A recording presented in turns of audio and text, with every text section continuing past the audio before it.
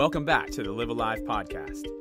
Last season, we talked to some of our heroes about what the abundant life actually means. But now, we want to know if it's even possible to experience it in our broken world. You are listening to Season 2, Lost Magic. Welcome back to the Live Alive podcast. Today we're going to play a little game entitled Guess That Disney Movie. Without further ado, cue the music.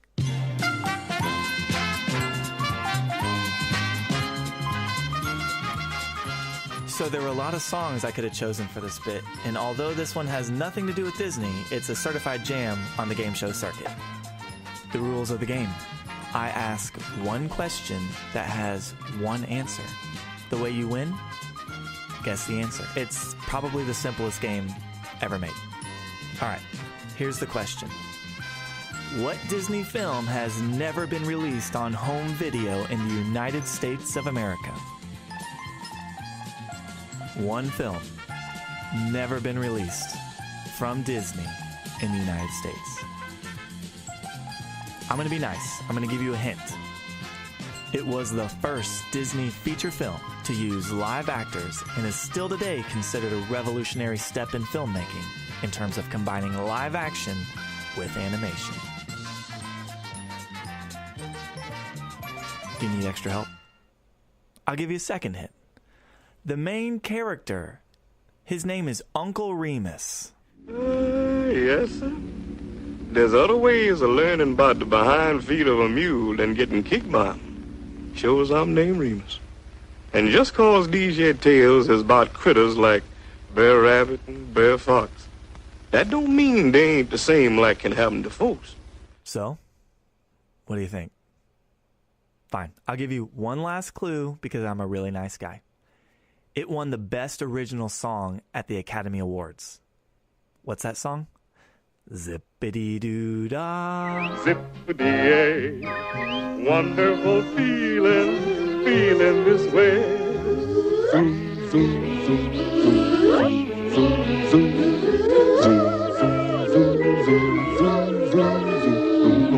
zoom. I think there's a chance that some of you have gotten the answer. But for most of us, we still have no clue what this movie is. So here is my bonus, final clue. There is a ride in the Magic Kingdom based on the animated characters in this film called Splash Mountain. How do you do? Mighty pleasant greeting. How do you do? Say it when you need me. How do you do? With everyone repeating, pretty good shows your bone. All right, well, at this point, if you have not gotten the answer, I don't think there's any possible way you will know what this movie is. But for those of you out there who got the answer, congratulations. You are a Disney Trivia champion. Congratulations and celebrations. But for the rest of us, you're probably saying, just tell us the answer. Why is it taking so long? We're 3 minutes into the podcast. What is the movie? Okay. The movie's called Song of the South. Ring any bells?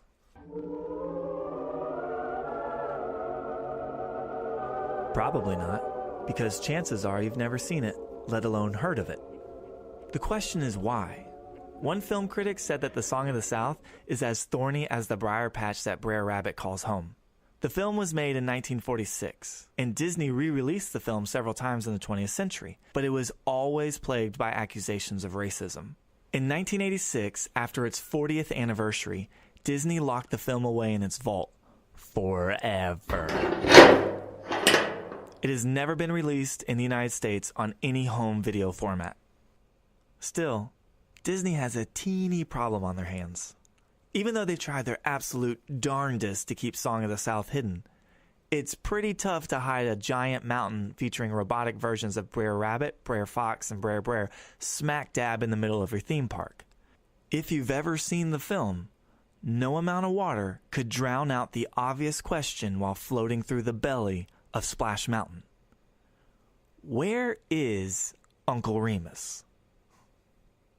Song of the South follows an innocent young boy from Atlanta named Johnny, who moves with his mother to his grandmother's plantation. But Johnny doesn't like life on the plantation initially, and he wants to run away to live with his father in Atlanta. Enter Uncle Remus. He's an African American who befriends Johnny and gives him advice as a charismatic storyteller and a conduit to the animated world of Brer Rabbit. Several of Remus's stories about Brer Rabbit emphasize the rabbit's desire to run away from his problems. The moral? Trouble is inevitable, and home is wherever you make it. But this just seems a little bit bizarre coming from these oddly cheerful African American characters depicting their social life on the plantation. It's almost like the movie's arguing, don't leave the plantation. Don't try and better yourself. Just go with the flow, Johnny. Like us. Oh, hell no! I'm sorry, that was the wrong sound effect. Here's the correct one. Oh, hell no! Yeah, not the best look for our pals at Disney. They might have had good intentions, most people do, but the execution just didn't work well. So, it's understandable why Disney is trying to erase the memory of Song of the South from the face of the earth. But this is far from a corporate problem. It's our personal problem, too. You see, everybody hides. Disney hides, institutions hide, our local churches hide, our pastors hide, even we hide. We actually went to Splash Mountain and asked an employee there about Song of the South. Here's what she said. How y'all doing today? Good, how are you? Good. What was the movie? Song of the South. Song of the South. It was released in the 40s, but it is no longer released. Yeah. Have you seen it? I have not. So, part of me wants to, and part of me, I don't know, there was a reason they stopped releasing it, so. What was the reason you heard? I heard that it was, I think it like had some racial tension in there, so. Yeah. All I know is it's no longer released and I've never seen it. It's one of the Disney movies I've never seen. But why wouldn't you want to see it? I don't know, ignorance is bliss. So I have this bad habit of verbally scoffing when I'm shocked at an answer. Like, I can't control it, and it goes something like this. I was genuinely shocked at the time by her answer for never wanting to see this movie. Ignorance is bliss. But that shouldn't shock me or anybody, really. When things get hard, we tend to remove them from our view, and even from our memories. I can guarantee that you, the listener, are just like me in that we have parts of ourselves in our stories that we don't want anyone ever to see or even know about. It's too embarrassing. It's too painful. It's too wicked. It's just too much. The problem with hiding, though, is if you hide long enough, you actually forget that you're hiding. You start assuming that this is the way it's always been or how it's always felt. What we want to explore right now is how our hiding can affect us and the people we love. So we invited our friends Mia from the Messy Heart blog and Chelsea from RTS Counseling School to join Pez and I for some panel discussion.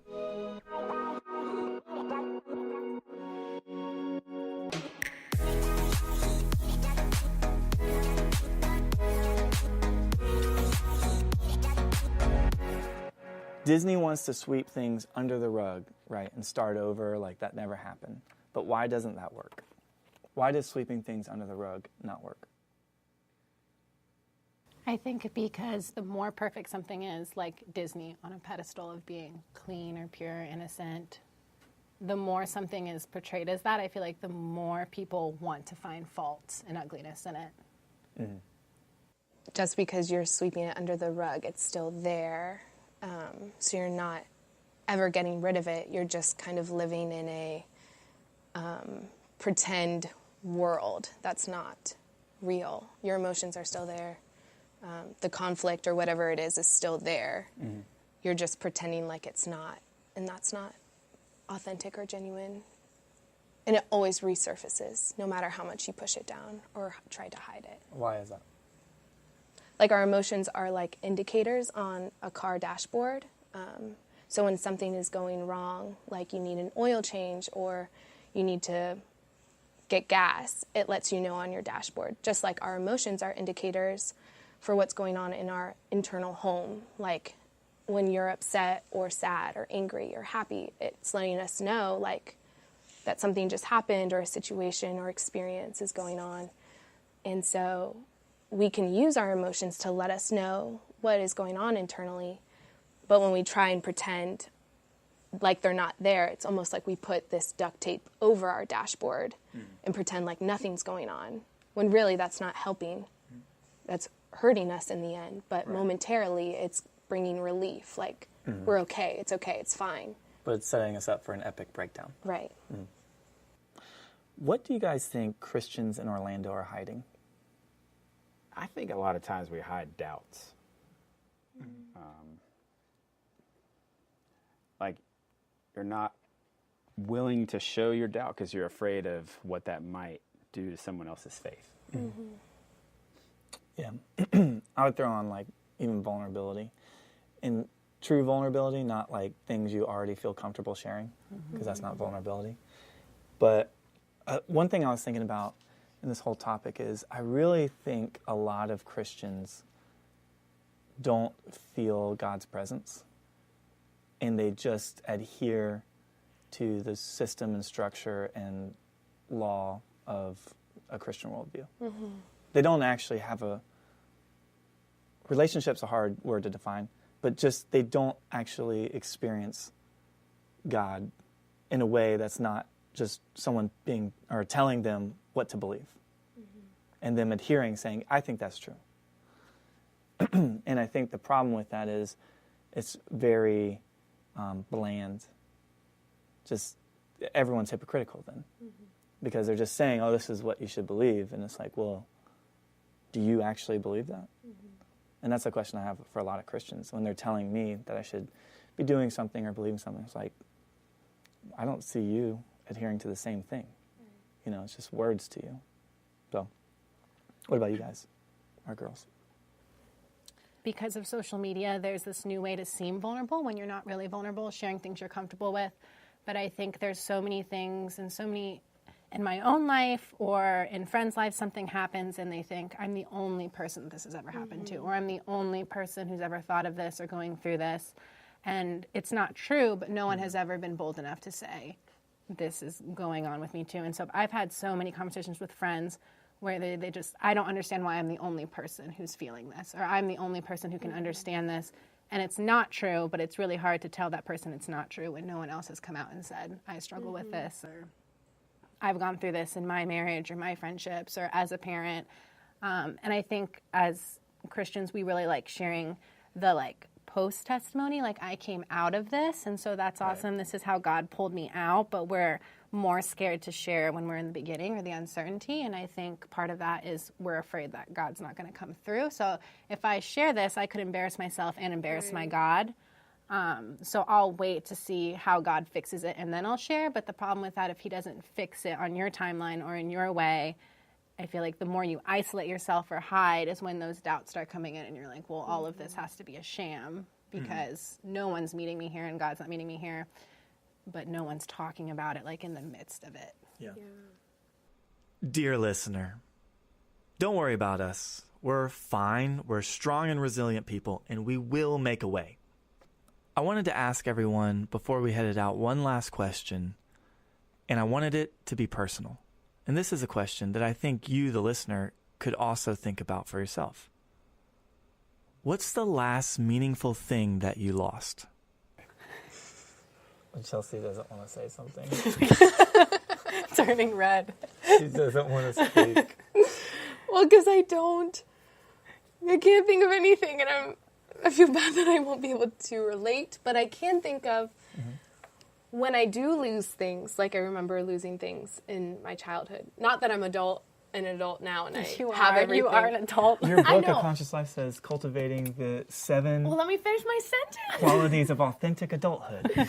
I'm an adult now, and I'm not saying just because I'm an adult that I don't lose things. I'm sure I have, but I can't think of anything on the top of my head. But I know how I feel once I lose things, and I get really frazzled, and that usually makes me upset because I can't figure out where it is, and just the search to find it makes me feel overwhelmed with emotion, and so I usually end up crying.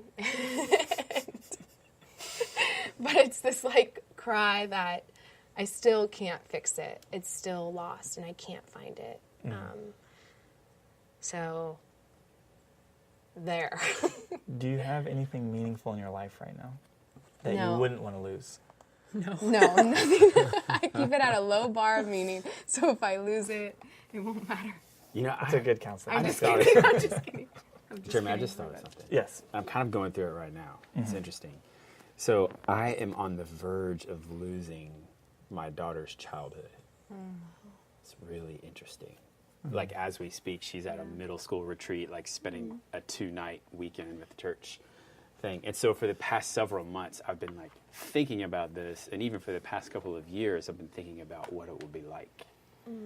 So it's interesting. So, because on one hand, I'm really excited for her. On the other hand, it's like, man, did I do everything I could as a father in that stage? So it definitely has me being reflective. And there's a part of me that just grieves, you know, the fact that this ends, like this period of her life ends. Because, you know, middle school gets pretty hard, but the point up to it, they call it the golden years for a reason. It's like your kids want to be around you and stuff like that. So fortunately, God gave us Ronan, so I'm going to have a longer runway, at least for the foreseeable future. But for Alina, it's like, man, we're starting to think about, man, we've got to get savings for a car. This is insane. What is happening? Yeah. You know, she's 13, so Okay, almost 13. that was helpful. I have something. Sorry to all the listeners. I feel like there's been this season recently where I've lost my singleness. I've been single for a while and recently started dating somebody, and it's been wonderful, and I really like him. But there's also this loss of being able to relate to single girls and all my single ladies and being that independent woman, like, what's up, you know? And I don't know. you wouldn't know because you're not a woman, okay? Okay. Good to know. And so that has just been interesting. Like, there is some sadness to that like relationships change, and that's okay. I think it's a part of the process, but it's hard. Like, how do you do both? And it's, So that is something. There's always pros and cons to every state of life. Yeah. But man, being single, you can do anything you want at any time. Like I always hear, you know, people saying like, Jeremy, you don't get it. You don't remember what it was like to be single and how hard it is. And like, I totally agree. But I do remember getting to do whatever I wanted, whenever I wanted. Yeah. And that was awesome.